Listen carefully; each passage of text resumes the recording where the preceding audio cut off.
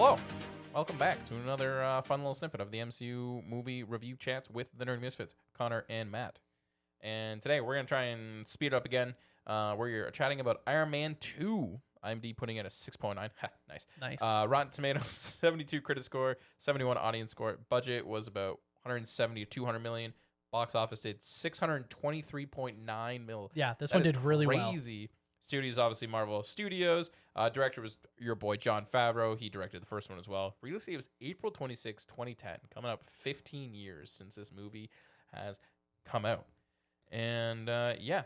So if you've seen Iron Man 1, obviously the cast really hasn't changed that much. The biggest significant things with the cast, we've got Don Cheadle coming in as James Rhodes / War Machine. We have the first appearance of Scarlett Johansson as Black Widow. And then we have Mickey Rourke coming in as Ivan Vanko, Whiplash.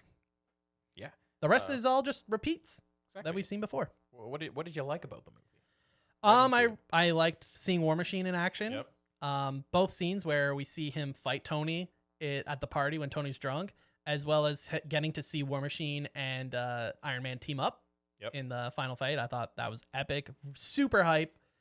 Another this goes also in my favorite moments, which is seeing the suitcase Iron Man suit. As someone who watched the Iron Man 90s animated show, this was like the way that Tony always got into his Iron Man suit. It would go into the most hideous looking CGI sequence you've ever seen, but it was totally always so cool as a kid watching that. So that's just like childhood nostalgia seeing that. Mm-hmm. Even though the suit gets kind of wrecked really quick, I feel that was a little bit of a letdown, but I think it's to show that Whiplash is a threat more so than I just felt like the Iron Man suit could have been better, yeah. But yeah, what about you? What kind of likes? Honestly, the cold open of like the first 10 minutes, I think is just great. You have the cold open on the news conference to start the film. Okay, right off the end. That's how it should be. Compared to the Incredible Hulk, how much better is that? So much better. Leading into the villain, but still giving us a. To be fair, this is a direct sequel, right? So you have to give it that.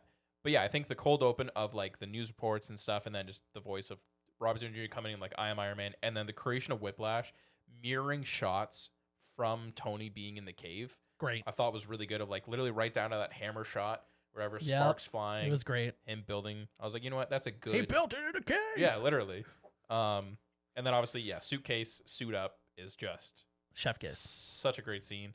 And then this kind of goes into my favorite moments as well. But Black Widow entering Hammer Tech while Happy is just fighting a single. Oh yeah, that scene's fantastic. It's just, especially since they're having the argument going into the building, where she's like, "You stay here," and he's like, "I'm not staying in the car."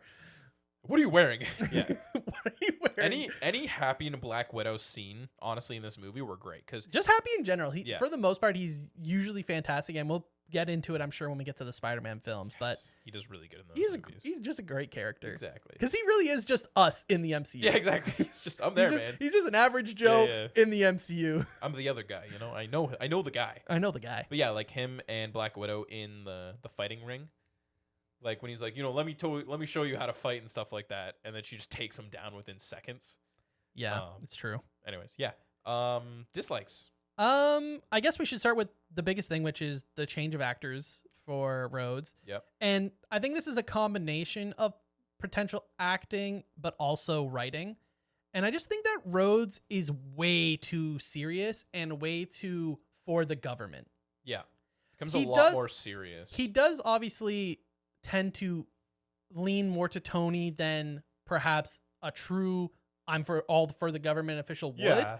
And obviously we know that the push towards the Iron Man suits wasn't even just for the US government, but is for Hydra. Yeah.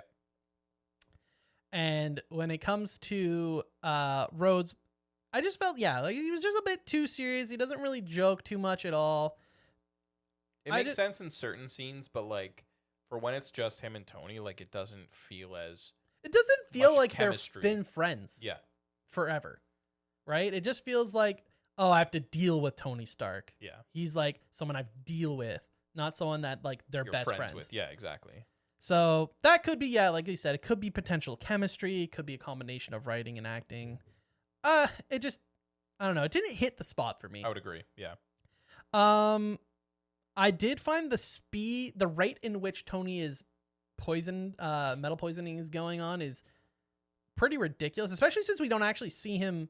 There's moments where we see him use the Iron Man suit, and it is said the Iron Man suit is greatly increasing like the rate in which your blood. Yeah. But we don't see him using it that often. And all of a sudden it's like, oh, 50, 70 or whatever. And you're like, holy, like. Yeah, it's killing him faster and faster for. And especially since really the real solution is just replace the element. Get heart surgery. Yeah. We'll see that in the future. Don't worry.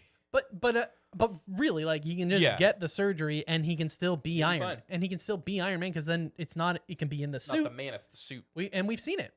Literally, how does Rhodes function the Mark II when he takes it? Yeah, he just has a bunch of arc reactors put into these suits. I have that also in my dislikes. It makes no sense. I have that in my dislikes as well, which is how Rhodes is able to just grab a suit, and obviously it's mentioned by Nick Fury, like, your best friend just gone in and took your suit. But also, why are there just arc reactors ready in the suits? If Iron Man's is Tony Stark and Tony Stark is Iron Man, there should only be the arc reactor.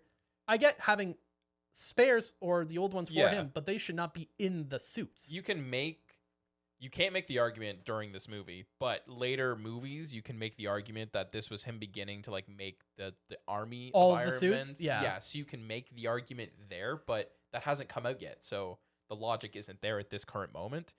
But that would be my argument for it. Of like, it's just very weird, right? That they all have arc reactors ready. Also, he takes the one like Mark II and not the Mark III. I did mark that as well. You know, like unless like the Mark III, the original Mark III that got like wrecked, is more like, hey, I'm here on display, but I'm not really usable anymore. Unless he was just making sure he took the suit that he looked at last time, was like, oh, next time, like. Or maybe we can make an argument that Rhodes knows that that it's the Mark II and it's not as advanced, so because he doesn't want, he's like teaching Tony a lesson, but he's not like, I'm not going to take the latest. Yeah, the big fancy suit. Yeah.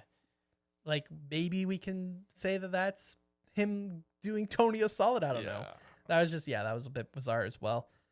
Other than that, those are like, and for me, I would say those are pretty nitpicky. They're not. I mean, I have a couple more go ahead. Nitpicky ones. I have the one that I talked to you about, but like how Whiplash gets hit by the car like 3 times and then thrown onto the ground, and he kind of just like gets up. He's and a tank, dude. You should be a little bit more injured. And then this is like more nitpicky. I guess you can kind of argue it, but like, how are Rhodey and Tony able to talk while flying through the sky if Vanko has control of his I just suit? don't think he cares. It could just be a matter of like him coding it. Because Jarvis could still have coding and he doesn't actually care about them, but like it could just be that he just wanted to make sure he had control of what it's doing, not necessarily caring about communication. Yeah, that's very nitpicky. Yeah, but that's very nitpicky. I don't think that's a big a deal. Yeah. Plus, Tony could also he could theoretically be communicating to Whiplash, and Tony just hijacked the signal. Yeah, it's as simple as that too. Your favorite moments?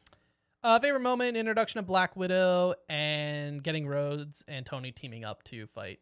Especially once the minigun comes out and he's like, it just looked great. Which makes me really sad when Iron Man 3 comes out and it's Iron Patriot, because I was like, Like, I just thought the War Machine suit looks great. Looks great. Yeah. Importance of the overall MCU, we get the introduction of Black Widow and War Machine. That's definitely the big two. Yep, big Avengers setup. Obviously the post-credit scene is also significant for the MCU. Phil Coulson shows up and was like, I'll see you later. And that obviously leads into the post-credit scene / Phil Coulson literally says, I've been posted. I have to leave this post. I've been reassigned to New Mexico. Yeah. And that's when the post-credit screen literally opens with a New Mexico license plate. So and you're like, oh, if you queued into those, you'd be like, oh, yeah, this is where he went. Yeah. And then, but we'll, anyways, Easter eggs. What do you have for Easter eggs here? I've got, obviously we see the past suits. Yep. We see the, well, this is more foreshadowing than Easter egg, but it's, War Machine literally gets mentioned by name again, because it happens in the first one as well. Or no, the first one is we get the Ironmonger name Ironmonger. Drop. This one we get War Machine name drop before. To be fair, this delivery is good though. Like, yeah, that's true. You want to be a War Machine, then take your shot. We get the Captain America shield prototype. Yep. We get, which is obviously, maybe Captain America exists. I mentioned Agent Coulson gets restationed in New Mexico, which lines up with the post-credit scene. Yep. Peter Parker is the kid in the Iron Man mask in the final fight sequence. I think that's really dumb, personally. That is the retcon to the extreme. Like in our Incredible Hulk episode, if you checked it out, if not, you should go check it out. We have a whole playlist that's going to be going on for the MCU. We discuss how Peter Parker's teacher is retcon to be already canon within the MCU in that film. This one is Peter. I don't care for it. This one just seems so irrelevant. I think the only purpose is that it establishes Peter's fanboyness for Iron Man when we finally get Peter. Fun fact, the boy underneath the mask is Jon Favreau's son. Oh, that is a fun fact. I also had that in the final scene of the movie where Tony is with Nick Fury, that we have footage of the Hulk aftermath on some of the screens, as well as we have the maps, which show the existence of Atlantis and Wakanda. Which is crazy because those don't come into effect Long for time. like 10 years after this. Yeah. Easter egg, which is not really an Easter egg, I just found it really random, was the Elon Musk cameo.